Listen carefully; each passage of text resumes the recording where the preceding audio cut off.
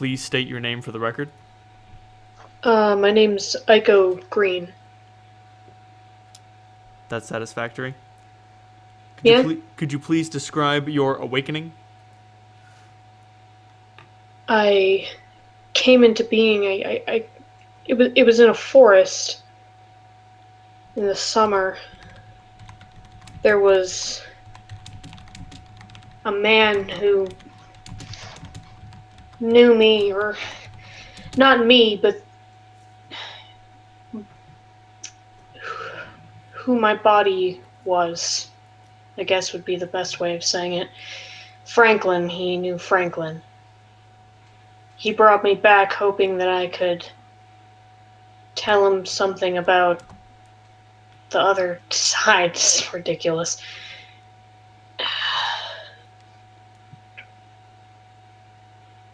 We had a disagreement, and I left. I don't know what happened to him. It's kind of a blur. Do you think he wanted you because you were Franklin, or because he wanted to know about the land of death? I haven't given it much thought. He seemed very fixated on the answer rather than on his friend. I had the impression he'd already let him go, and finding the answer to the mystery of death using his friend's body was more a means to the end. He was a tool to this guy, Eugene.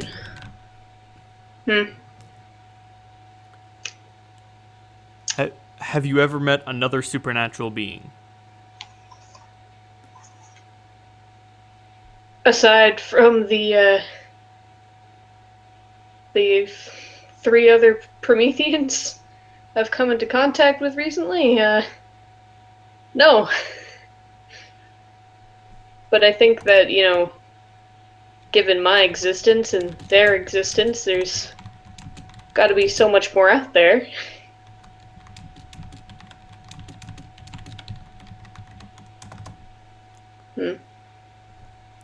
What do you think about mortal humans? They're so interesting. They're exciting, and each one of them's different.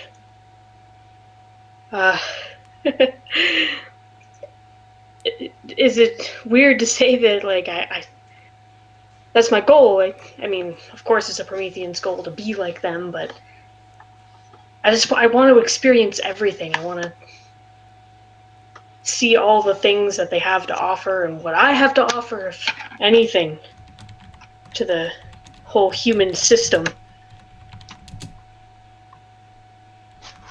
I like them. I just wish they liked me. I don't really understand why they don't. Kind of makes me sad. I think someday you will. Well, thanks for that. What is the most embarrassing moment in your life? Pretty much any conversation I have ever had with another mortal human. I can't think of a single one that's gone well. Well, I mean, worst case scenario, they grab their torches and their pitchforks and they hunt me down. That hasn't happened, so I guess I count myself lucky. Let me just knock on wood real quick. The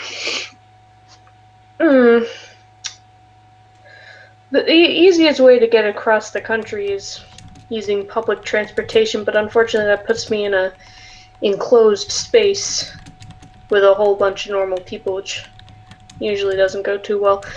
I was talking to this one girl on the bus route that I frequented, one of the first cities that I ever stopped in.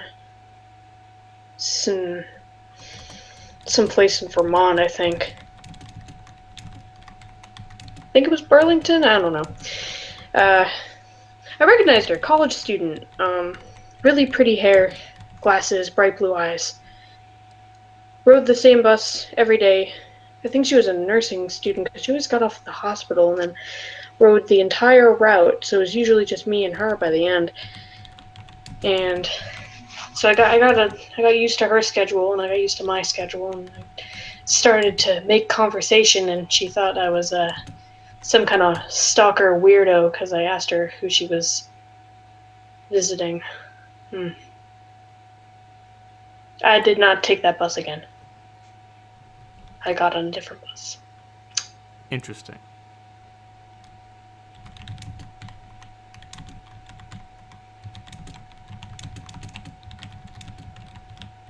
Do I talk to people? Do I not talk to people?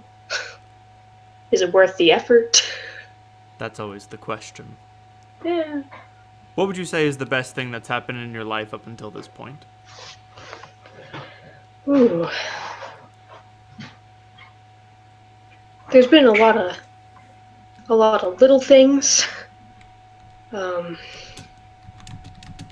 is gonna sound cheesy to say. A lot of stuff in nature, sunrises, sunsets. I like colors. I like flowers are nice, but actually the small things where people haven't been immediately repulsed by me. When I first got out of the woods after waking up, I spent a few days with this old woman who lived on outskirts of some small town by the woods. She was sick, and lonely. I think she had dementia or something, so my disquiet didn't affect her. She thought I was her son for a bit. I was able to get some better clothes, and I helped her cook. I was terrible. I didn't know what I was doing. I was, new. Fine motor function wasn't really there. Warm houses are nice. Company's nice. 3 square meals a day. Always had something good baking. But it was like, what's that movie? Jeez. I just watched it the other day. First time, again. Groundhog Day. That's it. She kept living the same day over and over again. Same thing, same conversations. It took me a long time to realize that was what was wrong with her. I think it might have been my fault, something caused by contact with me, but I left. And the memory's pleasant, but I can't help thinking that I kind of messed her up a little bit. Silver lining, though. Learned some stuff that I liked. Interesting. Makes me wonder if I'll ever settle down. Get a house of my own. Is that the goal? The American dream? What do you think would happen if you tried to own a home in the United States in your state? Well, I don't have any money. That hasn't really stopped people before. But, oh, Frank, calm down. Do you think that you'd be able to fit in with the homeowners association? They're the ones that want you to cut your grass at exactly an inch, right? Right. No, I don't think I'd get along with them very much. But maybe like a little cabin out in the woods away from people. That'd be nice. I could still go into town if I wanted. Country life. That's what I like. I see. But of course I can't even have that, can I? I can neither confirm nor deny whether it would be healthy for you to live in the countryside. Just let me have that nice little vision for now, please. Whatever makes you feel comfortable. Let's say that you're going down to to your local corner store, and you're going to buy some snacks. Okay.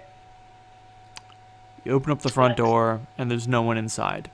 There is no one manning the till. What do you do?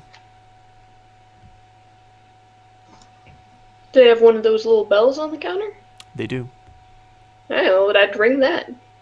There's no. It's not like I have anywhere else to go. There's no response. No response? Well, I guess I'd just put my stuff on the counter and come back later. Okay. Why are you going to Chicago? Everyone else talked about dreams that they had. I didn't really get a dream. I didn't see any green stuff or crows, so I feeling a little bit out of the loop, honestly. What brought me to Chicago was, well, it's a city of wind, and I've been going where the wind takes me. Every single car that I passed or bus that I rode, they had the radios going, and the song would always come on, this one same song that just talked about Chicago. So I figured it's as good a place as any.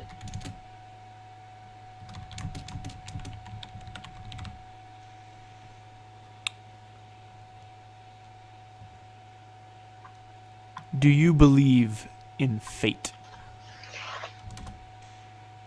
As much as I believe in anything else. It's comforting to know that even if you don't see your purpose, something does and can help you along towards that.